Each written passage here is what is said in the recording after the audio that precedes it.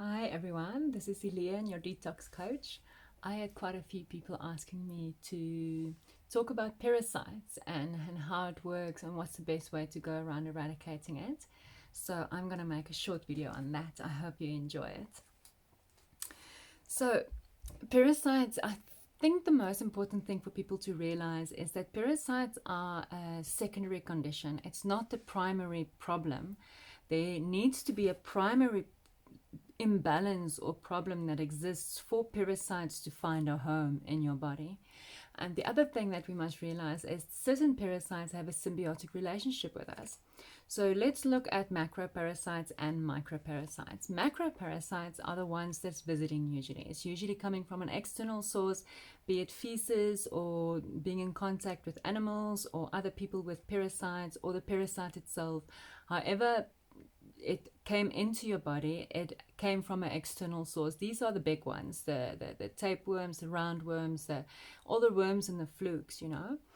So if you had a healthy human body that was alkaline in the inner environment and your elimination organs are eliminating successfully and your lymphatic fluid is draining successfully via the elimination organs, any foreign substance that's introduced to your body that is not conducive for the body, which is introduced to the body, would simply be eliminated. This is why we have such amazing biological suits that has got this lymphatic fluid and immune responses and the intelligence to deal with foreign particles.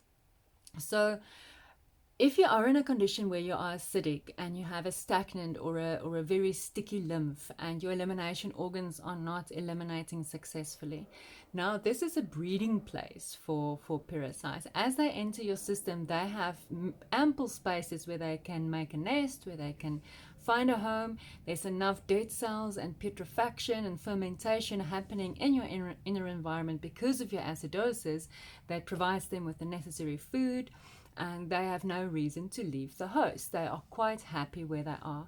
There are very little symbiotic relationships between our bodies and macroparasites. They basically are living off us. They live off our food and our nutrients, and they proliferate there. They build families. They become more and more and become a problem.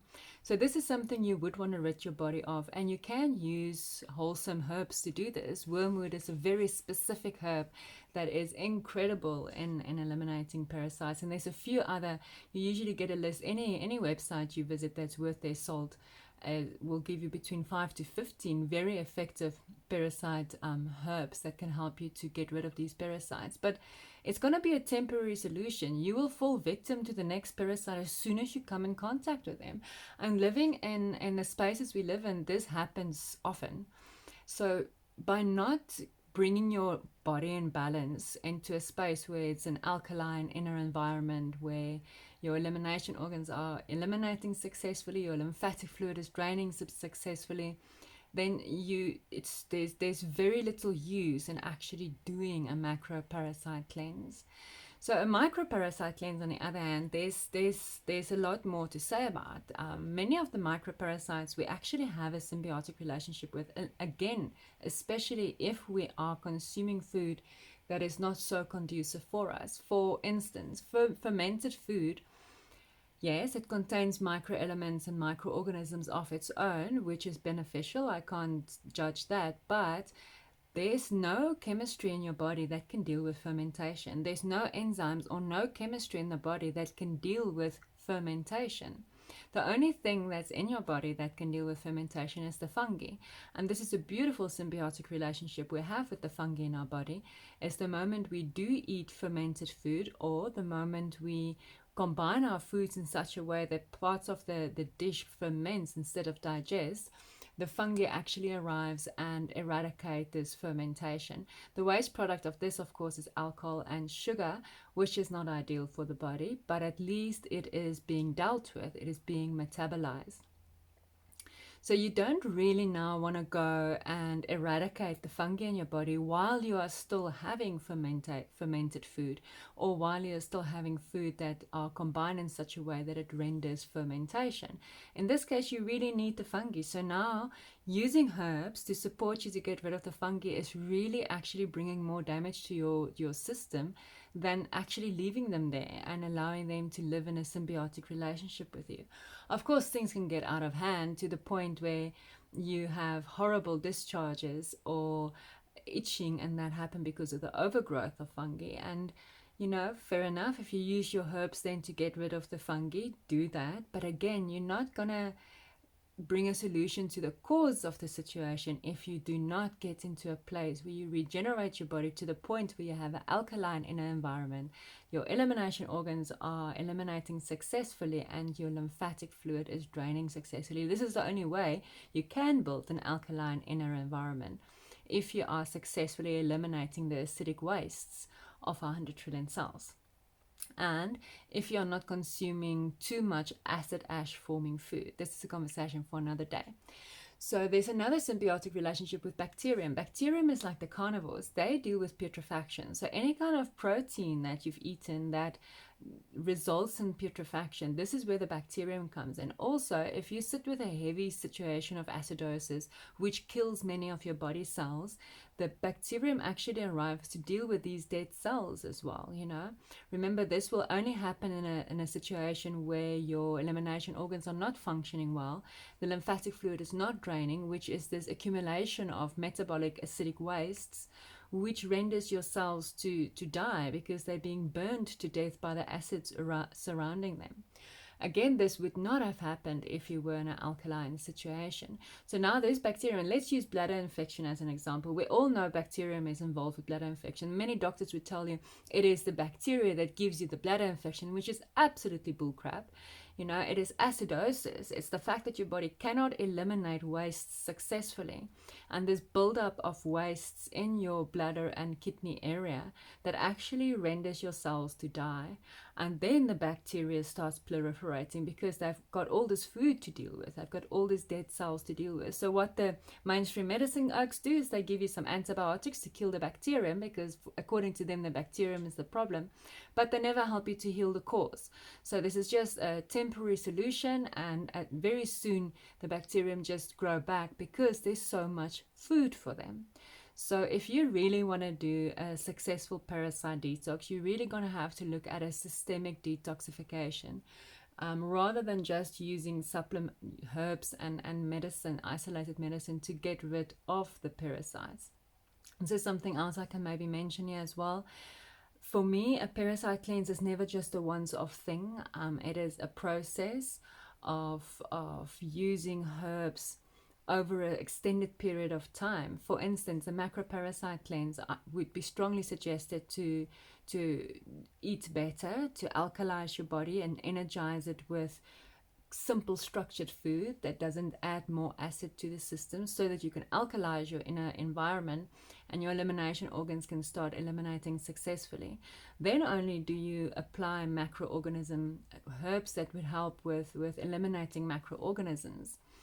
You do this for a good 3 weeks to a month, then you rest for a month, and then you redo this. Reason being, many of the flukes and the worms would either lay eggs or break off segments of their body in their quest to survive.